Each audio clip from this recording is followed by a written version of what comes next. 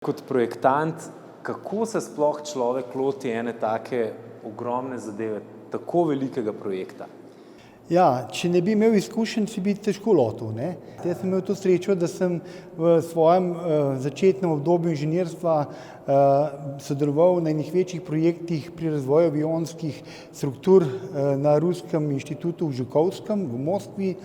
Tam sem imel priliko sodelovati pri razvoju aviona Ilyushin-114 in takrat sem spoznal te dimenzije. Ta dimenzija, v kateri danes stojiva, je še malo manjša, kot je bila tista tam, ne. In potem, ko imate enkrat ta meter, ne, recimo, kaj pomeni nek kanal primera 30 metrov, pa kaj pomeni en ventilator, ki ima 30 megavatov moči, potem je malo lažje se lotiti tudi takih izzivov, kot je ta tukaj. Imamo en vetrovnik, kjer imamo opravka z sekcijo za padalce, tako kot za sekcijo za skakalce, ne. To je unikaten primer in ta potegne za seboj tudi določene probleme, kot so optimalno oblikovanje kanalov, izbira ventilatorjev in doseganje tistih potrebnih aerodinamičnih karakteristik, ki jih zahteva ali vertikalni ali pa horizontalni kanal. Se pravi, imava eno veliko cev, dva velika motorja, zdaj zelo posplošujem, eno vertikalno in pa eno horizontalno cev. Ki so med sabo povezane. V enem čudnem prostorskem sosledju imamo več krivin eno za drugo postavljeno in ta zvijanje tokovnega polja, ne, prihod iz ene oblike toka v drugo, pa spet se zavrtite nazaj v tretjo obliko, potegne za sabo večje aerodinamične izgube, to pomeni tudi večjo moč na ventilatorjih in navsezadnje tudi kar velike probleme pri homogenizaciji hitrostnega polja, ne. Kako ste vse skupaj pripravili? Je to računalniška simulacija, so to makete? Glejte, dejansko, če bi kar direktno rekel, postavimo tukaj neke kanale in vetrovnik bo funkcioniral, bi bila napačno postavljena pot, a ne. Mi smo se zavedali vseh teh pasti, ki bojo bile na poti razvoja in smo tako po inženirsko, tukaj je tudi potrebno take projekte peljati, stopili korak po korak. Prvi korak je v bistvu ta inženirski dizajn, rečemo, kjer ga inženir oblikuje na osnovi svojih lastnih izkušenj, malo tudi intuicije, ne rečem, da ni tudi tega nekaj noter, da skušaš eno lepo obliko potegniti skozi tisti prostor, ki ti je na razpolago.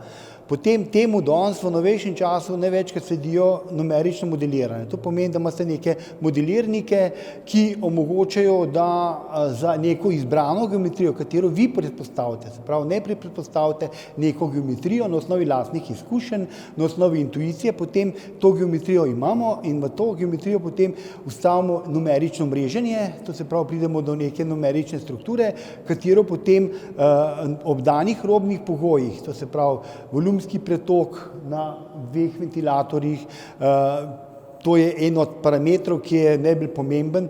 Ob tem mi zdaj seveda poženemo celotno numeriko, ki temelji na bazičnih enačbah, tako imenovane Navier-Stokesove enačbe so to, ki v celoti popišejo vse potrebne tokovne parametre v toku na lokalni in časovni ravni, ne. In ko to zračunate, dobite neko oceno.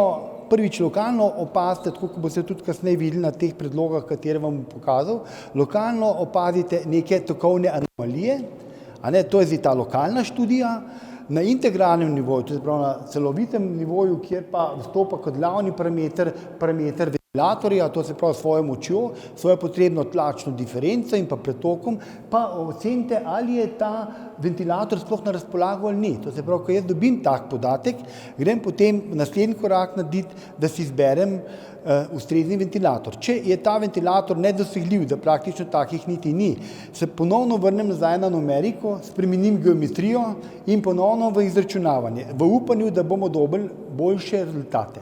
In to ponavljate nekajkrat, ne, običajno, če ste brez inženirskih izkušenj, lahko traja to neskončno dolg časa, ne, če pa imate malo izkušenj, pa seveda to lahko v enih 3-4 iteracijah pridete do optimalne oblike. No in to smo tukaj tudi naredili. Moram reči, da se je tudi dosti so se študentje potrudili, naši študentje so sposobljeni za to, skupaj z raziskovalci na fakulteti in dejansko smo prišli do neke take končne oblike. Ker je pa cela investicija preveč rizična, so v igri velike številke, pa se običajno na področju hidrodinamike, pa tudi aerodinamike poslužujejo tudi še modelne študije. To je pa fizični model. In mi smo tudi ta korak naredili, ne dogaja se mnogokrat. Recimo jaz, če bi danes delal nov vetrovnik, mi ne bi bilo treba narediti novega hidrodinamskega tunela, ker bi že verjel, da znamo to dobro narediti. Ker pa smo delali unikatno, smo pa mi ta model z vodnim vetrovnikom naredili.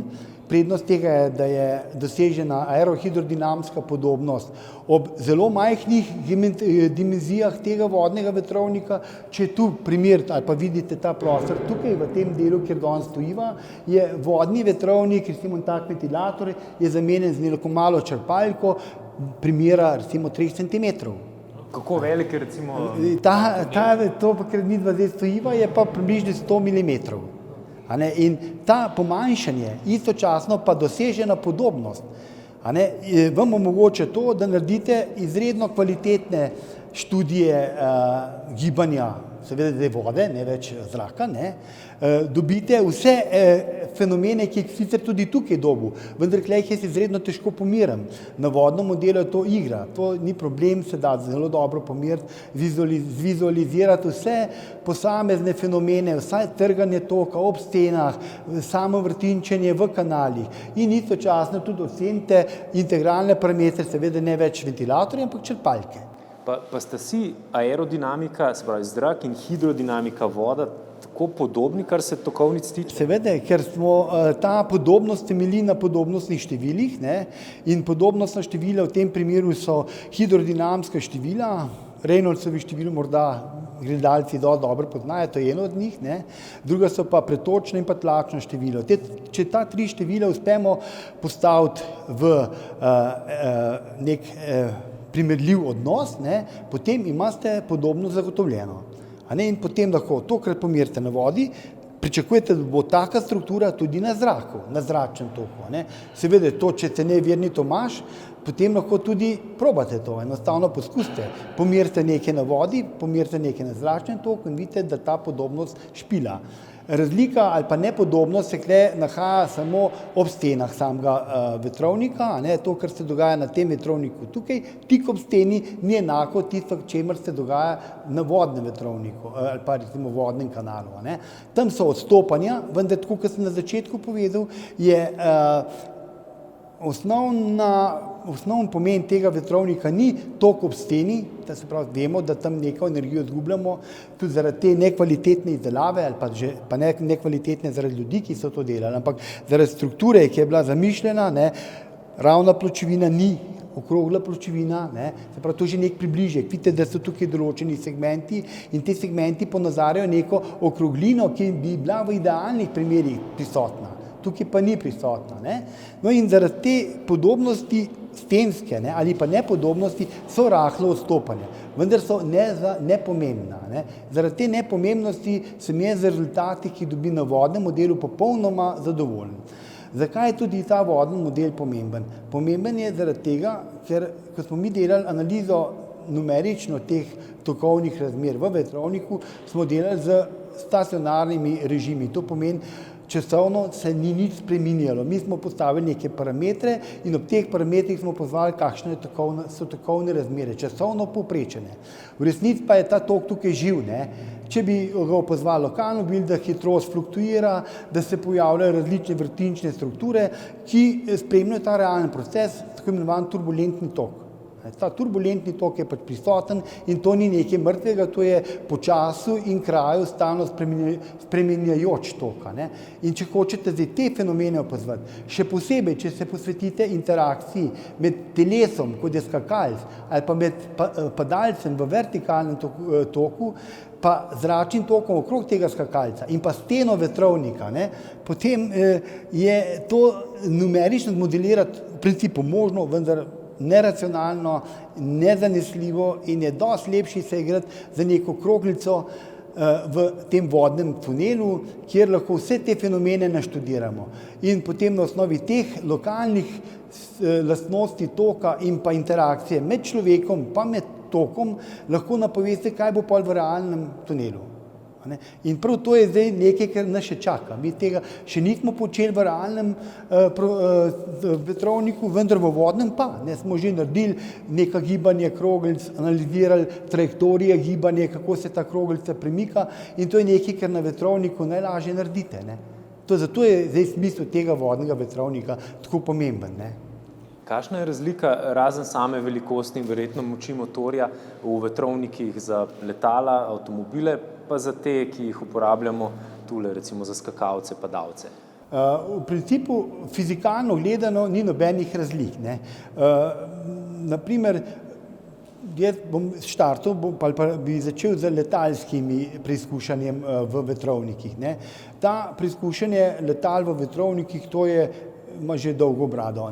To sega v prva desetletja prejšnjega stoletja, kjer so enostavno bili prisiljeni, da so delali modelne študije. Ni bilo drugih. Numerično se ni dalo narediti analitično, da bi matematično zračunal neko enačbo, pa potem rekel, to je taka zakonitost, se še danes ne da. Numerika je bila pa nedosegljiva, ker še niso imeli računalnikov. Se pravi, bila edina varianta dela na vetrovniku na modelu. To se pravi, mali model. Kolikokrat manjši? Običajno je lahko tudi 1:1. V tem primeru, kjer sem v Rusiji, ko smo delali v Žukovskem, je bil razmerje 1:2. To se pravi, model je bil 2-krat manjši, kot je realen avion. Ampak na tistem modelu smo imeli vse. Imeli smo strukturo aviona kompletno, imeli smo 2 prava motorja, avionska motorja, sicer pomanjšana za 2-kratno razmerje, se pravi, je bilo treba specialno te motorje narediti in prav mi smo te motorje delali, s tem smo šli mi v Rusijo. In potem se na takem, recimo, modelu naredi mirnih mest, recimo tam na tistem modelu je bilo 1000 mirnih mest za tlak in za temperaturo. Na samih motorjih je bilo množica nekih parametrov, ki so se mirili in vse to je šlo zdaj centralno na nek računalnik in seveda so te dinamične parametre na modelu merili ob znanih parametrih na vetrovniku. Prav na vetrovniku so postavili kot letala, recimo za krilca postavitev, tako neko zavijanje in seveda neko hitrost je bila področena za ventilatorji. Se pravi, sam model je bil postavljen na neke podporne točke in na teh podpornih točkah so se merile sile. In ste praktično popolno podobnost dobili. In na osnovi tega ste zanalizirali obnašanje aviona. Zdaj pa, da grem nazaj na to zgodbo, isto se dogaja tudi na avtomobilih. Se pravi, vi postavite nek avto, nek vetrovnik, na tem avtomobilu se potem določene senzorike postavi se kamere, postavi se neke izvore polutantov, polutant je pravzaprav neka megla, ki jo spuščate v tokovno polje in zdaj ta megla potuje ob sami strukturi avtomobila. Večkrat se to vidi, so lepi posnetki neke vrtinčne strukture in seveda zdaj se lahko na tem avtomobilu študira, kako zdaj ta zračni tok ta avto obteka in istočasno se merijo tudi sile na podporah. Se pravi, se enostavno da zmeriti silo upora na avtomobilu pri danih hitrosti zračnega toka. Problem pri avtomobilih je ta, da avto ima tudi kolesa, ta kolesa se vrtijo in seveda, če hočete popolnoma podobnost doseči, morate potem tudi upoštevati model podloge, ki naj bi se premikala in pa vrtenje koles. Ko se to zdaj skupaj spravite, dobite eno dosti verno podobo tega vašega procesa, vašega avtomobila na cesti. Tako da tukaj ni problem, da ne bi dosegli te podobnosti. Ste kaj posebnega videli tudi v tovarni pri Rolls-Roycu? V Rolls-Roycu sem jaz imel to priliko, prav ko sem se z Rusije vračal, sem imel prav hiter kontakt tudi z Angleži in oni so zelo dosti dajali pozornosti na modeliranje, na fizično modeliranje, se pravi na fizičnih modelih. Moram pa reči, da so bili njihovi vetrovniki za en velikostni razred manjši, kot so bili ruski. Ta ruski je bil, mislim, tistem času največji vetrovnik na svetu. To Rolls-Royce vetrovniki so bili tam nekje velikostnega reda, tam 5., 6. v svetovnem merilu in seveda so izredno dosti v tistem času delali na njih. Moram pa reči, da danes se vetrovniki že precej postavljajo v drugi razred, ker so preprosto meritve v vetrovnikih zelo drage. Veste, povezano je to z veliko energijo, ki jo morate vložiti noter, za ogromno enega časa, ki ga morate vložiti, in če zdaj to primerjate z nekim numeričnim modeliranjem, ki ga lahko speljete, ne, je to ekonomsko gledano včasih neopravičljivo. Ne. Danes, tako kot sem na začetku povedal, če bi jaz delal drug model, zdaj jaz ne bi več potreboval ponovno vodnega modela. Se bi že upal narediti kar brez tega na osnovi numeričnih preizkusov tudi nov vetrovnik. Ne. In zdaj neke tovarne, kot so avtomobilske tovarne in to, imajo toliko znanja na zalogi, toliko zgodovine v tem znanju, da enostavno, če naredijo neko spremembo, se upajo to narediti na osnovi numerike in grejo kar v prvo iteracijo izdelave, ker je hitrejša. Ne. Bi si lahko avtomobilisti pomagali z vetrovnikom tule zgoraj? Ja, seveda se bi, to je možno. Teoretično vi dosežete tiste hitrosti, ki bi bile zadostne za to, da bi lahko take študije delali. Tudi velikost tega vetrovnika je zadost velika. Konkretno pa bi bil problem tukaj te podloge, ker sem vam omenil kolesa, podloga, ki se mora vrtiti, to pomeni, ker zdaj le noter postaviti avto v ta vetrovnik ne bi bilo prav. Ne. Bi mu moral nekaj še dodelati, pa potem bi pa šlo. Se bi dali to narediti. Ne. Ob pogojih, da tudi še dodatno razvijete tisto tehnologijo, ki vam omogoča spremljanje pojavov, to se pravi tokovnih pojavov. To pomeni ena dobra vizualizacija, en dober vnos polutantov teh barvil, ne, in potem ena kvalitetna analiza dinamike hitrostnih polj, generacije, turbulentne disipacije energije in tako naprej. Če bi se to upošteval noter, lahko dobite fantastične rezultate. Ne. Se polutanti in kakšni uporabljajo tudi za padalce, skakalce? Jaz za padalce, glejte, v principu ja, da se, teh polutantov je več. Ne. To so lahko zdaj dimna barvila, sam osebno ne podpiram preveč to, dosti bolj se naslanjam na kakšno PIV metodo, to se pravi polutanti, kjer imate vi delce, te delci so lahko zdaj recimo dobljen kot mehurčki, milni mehurčki, izredno majhnih velikosti, recimo par desetink milimetrov, narejen z elektrolizo, in potem seveda te mehurčki so zelo obstojni v zraku in potujejo zračnim tokom in naredijo neka tokovna polja. Vidite to, kako se ti mehurčki gibajo, ko pridejo na neko oviro, se ob te oviri nekako zmuznejo okrog in potem zavrtinčijo, in ta vrtinčenje je tisto, ki potem z ustreznimi matematičnimi orodji lahko enostavno dobite vse podatke o gibanju v bližini tega telesa, katerega opazujete. Ne. Dva taka motorja poganjata zrak po tunelu in v sam kanal. Kako močen je? No, ta motor, ko ga vidimo tukaj, ne, ta motor ima moč 1000 kW, pravi 1 MW. In funkcija tega motorja je vrtenje pač tega rotorja, aksialnega ventilatorja, ki ima določeno število lopatic, vse lopatice so profilirane in seveda z hitrostjo tega rotorja, ki mu jo vsili motor, dosežete tlačno diferenco na sprednji in zadnji strani tega rotorja in seveda ta tlačna diferenca požene zdaj zračni tok skozi ta pretočni kanal enega od teh ventilatorjev. Imamo dva in te dva tokova se zdaj seveda tukaj dol srečata in naprej odigrata isto funkcijo. To se pravi, dva motorja potrebujemo za to, da imamo ustrezen zračni tok skozi naš vetrovnik. Kakšna je potem cena 1 ure treninga? Ja, recimo, če bi gledali samo porabo električne energije. Glejte, jaz se bi reči izognil, to je velika.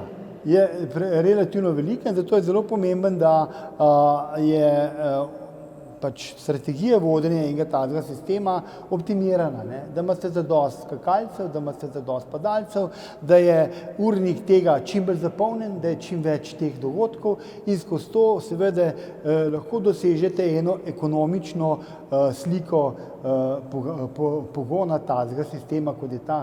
Moramo vedeti, da že te motorji so res veliki, ne? Če si predstavljate še to dimenzijo teh kanalov, 20 metrov višine, dolžino, skratka, to je nek velik sistem in ta velik sistem, če hočete dosegati tiste hitrostne parametre, ki jih potrebujete za skakati oziroma za skakalce in padalce, potem seveda je ta energija neobhodno relativno velika. Kaj bi bila šele, če ne bi tega celotnega procesa, tako kot sem na začetku povedal, optimirali? Bi bila ta slika ekonomsko gledana še dosti slabša.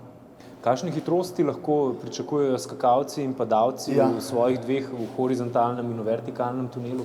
Tako je, za doseganje funkcionalnih režimov v sekciji za padalce se giblje ta hitrost nekje od 190 do 240 km na uro. V kilometrih na uro človek ima najlažjo to percepcijo, ta občutek, kaj to je, ta hitrost.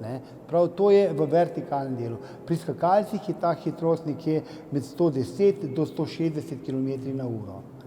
In to dosežete seveda ob pomoči teh ventilatorjev. Kakšen strošek pa je imeti takle ventilator oziroma nabave ventilatorja?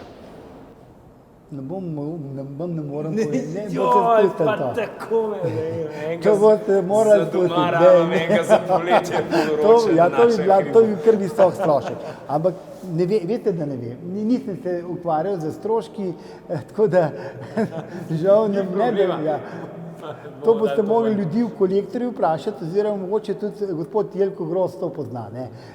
Jaz sam se pa res nisem ukvarjal s stroški, ker tudi ni prav, da si obremenjen s tem. Jaz moram vedeti, da je ta konstrukcija, ki razvijem, ne bi bila optimalna, tudi ekonomsko optimalna. Jaz mislim, da smo z našim razvojem dosegli, da smo funkcionalnost tega celotnega sistema usposobili z minimalnim vložkom energije. To se upam trditi, da je ta megavat po enem ventilatorju tisti minimum, ki je garancija za doseganje tega, kar pač naročnik pričakuje od vetrovnika. Že ta informacija, ki ste mi prej povedali, da na začetku sta bila po 2 kW, se pravi skupaj 4. Zdaj pa 2 po 1 kW. Mi smo dejansko za 100% zmanjšali potrebno moč. To vse je simulacija. Vse je s pomočjo tega dela, ki je trajal lansko leto od februarja meseca pa tja do recimo avgusta. Mi smo zadnje korekcije geometrije naredili avgusta meseca. Potem se je pa že začela izdelava. Gremo na to stran.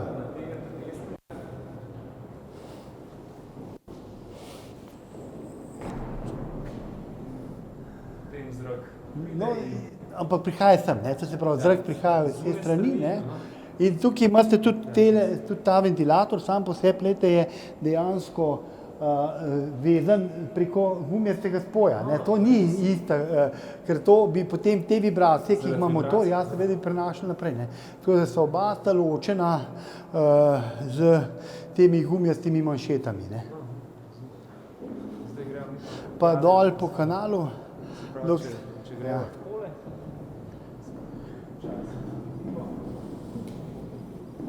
Glejte, ta je pa zdaj združitev teh dveh kanalov, kjer je tale del, prav ta del je zelo kritičen. Ko prihajate iz enega dvokrožnega v eno eliptično obliko, če tu ne zadanete dobro tega pogoja, da se ta oblika zvezdno spreminja iz ene v drugo obliko, dosežete veliko disipacijo energije. In prav ta prehod zdaj v vertikalni del je tisti usoden del za en dober hitrostni profil na vstopu v sam ta zgornji del, ki ga vidite. In tisti del raste gor na vrh, tista mreža, ima še funkcijo homogeniziranja toka. In zrak gre potem tule navzgor. Skozi svetovje, ki ga vidite na vrhu, to se pravi, to je raster 150 x 150 cm. Funkcija tega svetovja je umirjanje toka, to se pravi, vsi veliki vrtinci se morajo tukaj udušiti, dobite manjše vrtince, homogeno hitrostno polje, ki ga zahteva vetrovnik za padalce. Potem pa ta tok potuje vertikalno skozi to cono, ki je narejena iz pleksi stekla, in za tem sledi obračanje toka preko 180-stopinjskega kolena navzdol in potem seveda ponovno 90-stopinjsko koleno, ki spravi tok v horizontalni del našega vetrovnika za skakalce. Se pravi, lahko skakalec in padalec skupaj trenirata? Lahko skupaj trenirata, to še nismo počeli, to verjetno zahteva določene študije še, to ni tako enostavna stvar, ampak jaz računam, da bomo skozi leto pa pol tudi te stvari imeli popolnoma naštudirane in pripravljene, tako da bo res funkcionalno prihajalo do take možnosti, da bosta skakalec in padalec istočasno bila v zraku in da nobenega ne bo motil pri tem. Ne? Vse gre samo še navzgor. Ja, točno to.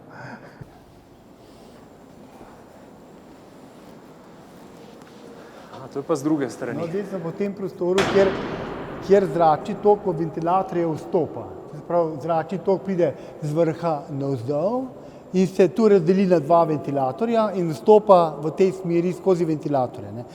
Samo energijo za ta premikanje zračnega toka, pa tako, kot sem že povedal, generira sam ventilator, levi in desni. Morda je tukaj zanimivo povedati to, da obremenitev obeh ventilatorjev ni enaka, zaradi tega, ker sami kanali na drugi strani niso simetrični, tako da en ventilator deluje z malo večjo frekvenco kot drugi, da dosežemo homogeno hitrostno polje. Pa velike vibracije, ne, lahko vidimo. Vibracije so v dovoljenem področju, vendar lik zaradi tega, ker so prisotne vibracije in to je čisto normalen pojav na ventilatorjih, so pač ventilatorji odvojeno od samega ohišja s pomočjo gumijastih kontaktnih površin. Zdaj gremo pa preveriti, kako stvar deluje. Ventilatorji so se že prižgali. Gremo hitro ven.